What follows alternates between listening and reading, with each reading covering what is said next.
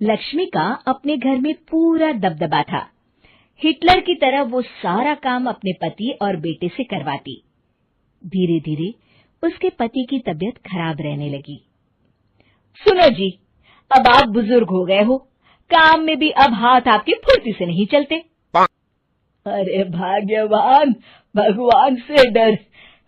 तुझसे मैंने शादी अपने इकलौते बेटे के अच्छे पालन पोषण के लिए की थी, लेकिन तूने तो उसका बेड़ा गर्क कर दिया।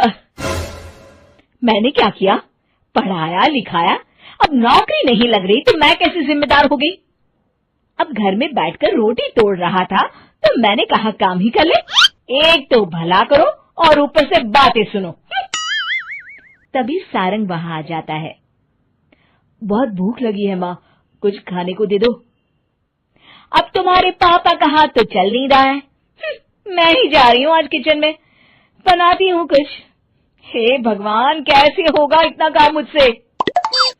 लक्ष्मी किचन में काम कर रही होती है कि तभी अचानक उसे आइडिया आता है। अरे मैं भी ना, अरे यहाँ तो फ्री की नौकरानी ला सकती हूँ मैं, फिर मैं क्यों खाना बना रही हूँ? उस दिन लक्ष्मी सारंग की पसंद का खाना बनाती है और बैठकर उसे बड़े ही प्यार से खिलाती है। खा ले बेटा, खा ले, पेट भर के खा ले। अरे रुक, मैं तेरे लिए ना गर्मा गर्म रोटियां लाती हूँ। सारंग और उसके पिता एक दूसरे की ओर बड़े ही हैरानी से देखते हैं। बेटा सारंग, जरूर दाल में कुछ काला है, वरना ये औरत तो हमें बासी खाना भी सुकून से ना खाने दे। सुनील की बात लक्ष्मी सुन लेती है और जोर जोर से चिल्लाने लगती है। अरे हाँ, भलाई का तो जमाना ही नहीं रहा। एक तो आग में खुद को जलाकर तुम लोगों के लिए खाना बना रही हूँ और ऊपर से तुम्हें दाल काली लग रही है। अरे माँ, पिताजी का ये मतलब नहीं था, तुम बुरा मत मानो। अरे हाँ बेटा, तू कहता है तो मान लेती हूँ। लक्ष्मी सारंग के पास बड़े ही प्यार से बैठ जाती है और फिर कहती है, बेटा मैंने ना तेरी शादी करने की सोच ली है। अब तेरे पिताजी के हाथ भी नहीं चलते, तो सोच रही हूँ तेरे लिए बीवी ले आऊं। अब पता नहीं ना मैं भी कब मर जाऊं। अब ऐसे भाग्य भी कहाँ है हमारे। क्या कहा? अरे हाँ, तुम तो चाहते ही हो कि मैं मर जाऊं, लेकिन मैं अपनी प्यारी बहू का चेहरा देखे बिना नहीं मरूंगी। हाँ माँ, शादी तो मैं कर लूं, लेकिन मैं नौकरी नहीं करता, फिर कोई क्यों देगा मुझे अपनी बेटी? अरे क्यों नहीं देगा बेटी? इतना बड़ा घर, खेल खलियान है, किस चीज की कमी है हमारे पास? जो आएगी राज करेगी, राज। हम तो ना कर पाए राज, ये बोलो कि एक और नौकर तुम्हारे पास आ जाएगा। मैं कहती हूँ चुप हो जाओ। अरे खुद के घर का खाना बनाएगी तो क्या नौकरानी हो जाएगी? अब तुमसे तो किचन का काम होता नहीं, तो कोई तो करेगा ना। ठीक है माँ, तुम जैसा सही समझो बस। अब मेरी एक शर्त है, लड़की जो भी हो वो दिखने में कैसी भी हो या कहीं की भी हो, बस पढ़ी लिखी होनी चाहिए। अरे हाँ, ला देंगे पढ़ी लिखी बेटा, मैंने कौन सा काम करवाना है उससे। हाँ। और फिर एक दिन पास के गांव की ही रति से सारंग की शादी हो जाती है।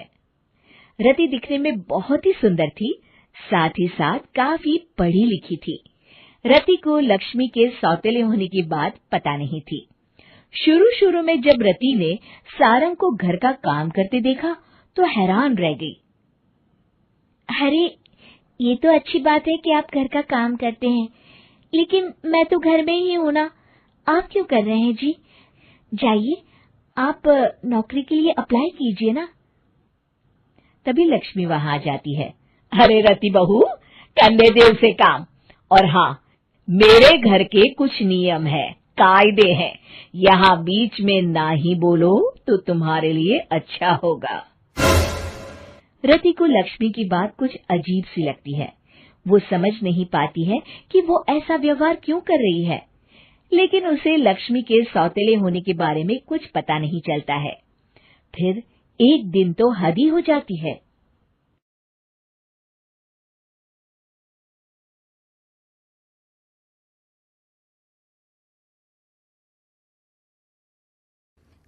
इस कहानी के पहले भाग में आपने देखा कि कैसे रति की शादी एक ऐसे घर में हो जाती है जहां उसकी सास सौतेली होती है और वो पूरे घर वालों को अपने इशारों पर नचाती है। रति छत से सूखे कपड़े उतार कर ले जा रही थी कि तभी उसकी नजर लक्ष्मी पर पड़ती है, जो किसी तरह चोरी से सुनील की अलमारी खोलने की कोशिश कर रही होती है। अरे, ये माँ जी को क्या हो गया? चोरों जैसे क्यों आप मेरी अलमारी खोल रही हैं माँ जी? आपको क्या चाहिए मुझे बताइए। अरे वाह, क्या चाहिए मुझे बताइए। अरे मैं इस घर की मालकिन हूँ, पूरा घर मेरे इशारों पर नाचता है और तुम्हें बताऊं कि मुझे क्या चाहिए? हट यहाँ से। और वो उसे जोर से धक्का देती है। जैसे ही लक्ष्मी रति को धक्का देती है, उसके सर पर चोट लग जाती है और वो बेहोश होकर गिर जाती है।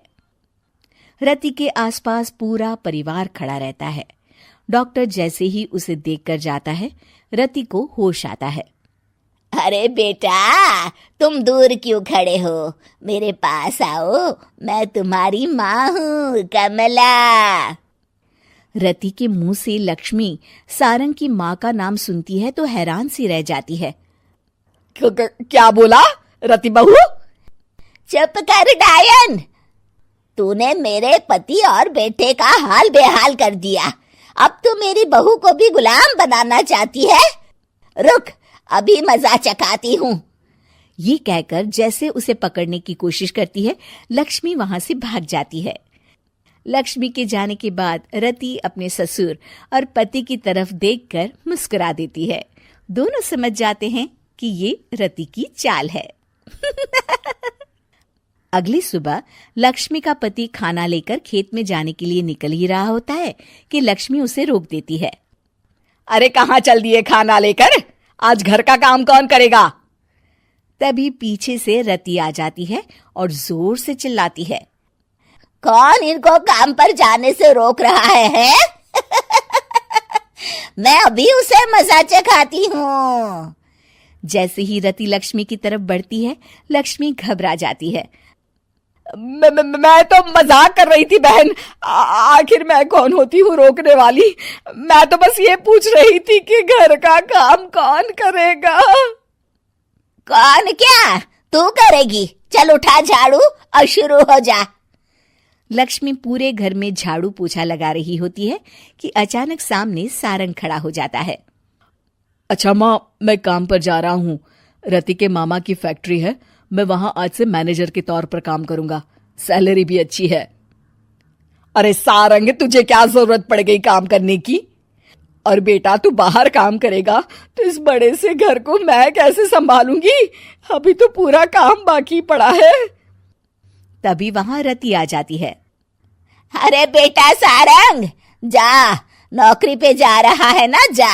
और हाँ, आते वक्त घर के लिए सब्जियां ले आना। ये लक्ष्मी बैठी बैठी मोटी हो रही है, जरा काम भी तो कर ले। सारंग के जाने के बाद, अच्छा लक्ष्मी, सुन जरा यहाँ। लक्ष्मी अपनी बहू रति को सारंग की पहली माँ जो मर गई है वो समझकर उसके पास जाती है। अरे बहन, ऐसा क्या हो गया जो तुम्हें वापस आना पड़ा? मैं तो बड़े ही प्यार से इस परिवार को चला रही थी। प्यार से तो मैं बहुत साल से तुझे मजा चखाना चाहती थी, लेकिन किसी औरत का शरीर मुझे नहीं मिल रहा था प्रवेश करने के लिए। अब से ना मैं बहू के शरीर में रहूंगी। और हाँ, तूने कोई भी चालाकी दिखाई या मेरे घर के लोगों को परेशान करने की कोशिश की तो तेरा गला दबा दूंगी। लक्ष्मी रति के मुंह से ये सुनकर डर जाती है और शाम को अपने बेटे और पति के सामने जाकर कहती है, तुम दोनों मुझे माफ कर दो। मैं अब तुम दोनों को कभी परेशान नहीं करूंगी। और बहू, तुम मेरी बेटी की तरह हो, बस अब बेटी की तरह ही बनकर रहना। लक्ष्मी उन लोगों को इतना कहकर वहां से चली जाती है और उसके जाने के बाद तीनों एक दूसरे की तरफ देखकर हंस देते हैं।